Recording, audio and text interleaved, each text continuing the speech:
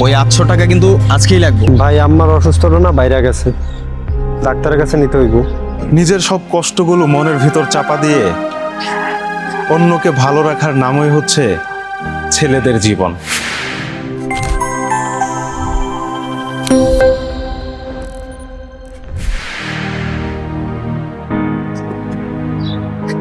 কামরুল, ওই 800 টাকা কিন্তু আজকেই লাগবে, মনে থাকে যেন। জি ভাই, আজকেই দিয়ে দিন। দেখ, আজকে দিবি কালকে দিবি এইভাবে বলে কিন্তু তুই আমার 3-4 দিন ঘুরাইছস। আর আজকে লাগবে মানে আজকে টাকাটা লাগবে। জি ভাই, ইনশাল্লাহ আজকেই দিয়ে দিব। আরেকটা কথা, তুই আমাকে একটা ফোন দিস। ঠিক আছে ভাই, ফোন দিব। আচ্ছা ঠিক আছে, তাহলে তুই বাসায় যা, আমি বাসায় গেলাম।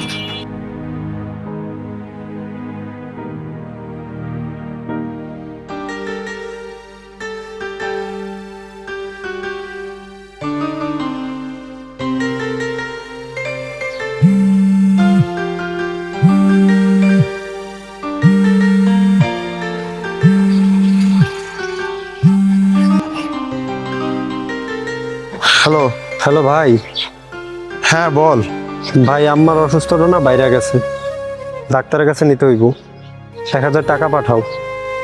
আচ্ছা ঠিক আছে, তুই চিন্তা করিস না, আমারে ডাক্তারের কাছে নিয়ে যাওয়ার ব্যবস্থা কর। দেখি আমি টাকা পাঠাইতেছি। আচ্ছা ঠিক আছে ভাই। ভাই আর একটা কথা, হ্যাঁ। ওই যে ভাই কিছুদিন আগে তোমরা বললাম না আমার কিছু টাকা লাগবে একটা ফর্ম ফিল আপের জন্য, ওইটা কি তোমার মাথায় আছে? হ্যাঁ সমস্যা নাই, আমি সময় মতো পাঠিয়ে দিব। ঠিক আছে ভাই, রাখি। ঠিক আছে।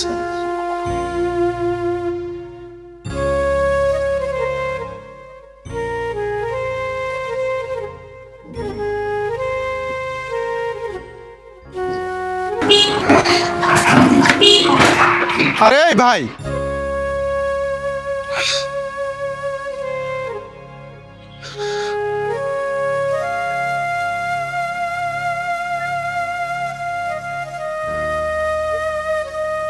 আরে বন্ধু, এত লেট করলি কেন?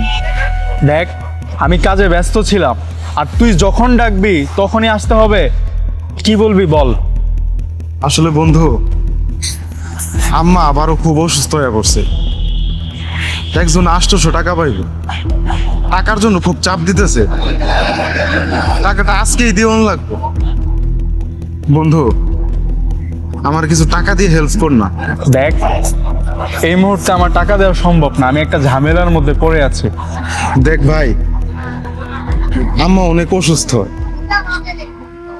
তুই যেইভাবে পারিস আমার কিছু টাকা দিয়ে হেল্প কর। এই যে কিছুদিন পরেই তো আমার বেতন হইব, বেতনটা হইলে আমি তোর টাকাটা দিয়া দিব। ভাই যেমনি হোক আমার কিছু টাকা দে। দেখ, এই মুহূর্তে টাকা দেওয়া কোনোভাবেই সম্ভব না। তোর যদি অন্য কোনো সহযোগিতা লাগে বলতে পারিস।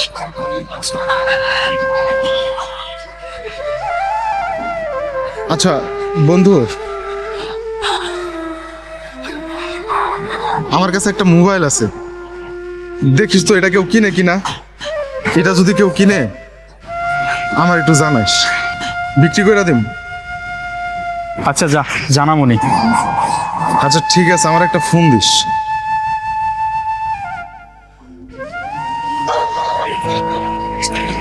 আসসালামু আলাইকুম ভাই। ওয়ালাইকুম আসসালাম।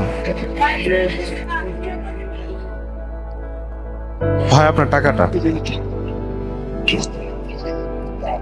কি ব্যাপার ফারুক, আমি যতটুকু জানি তোর হাতে টাকা নেই, আর এত টাকা তুই কোথায় পেলি? আসলে ভাই, এই আরিয়ান, এদিকে দেখি ফোনটা দে তো, আমারই তো একটা ফোন লাগে।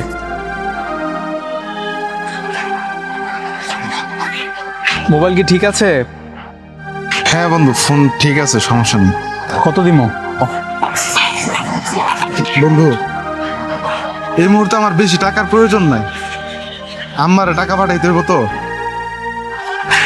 2000 টাকা হইলেই হইব। আচ্ছা ঠিক আছে, দাও। ঠিক আছে যা। ধন্যবাদ বন্ধু।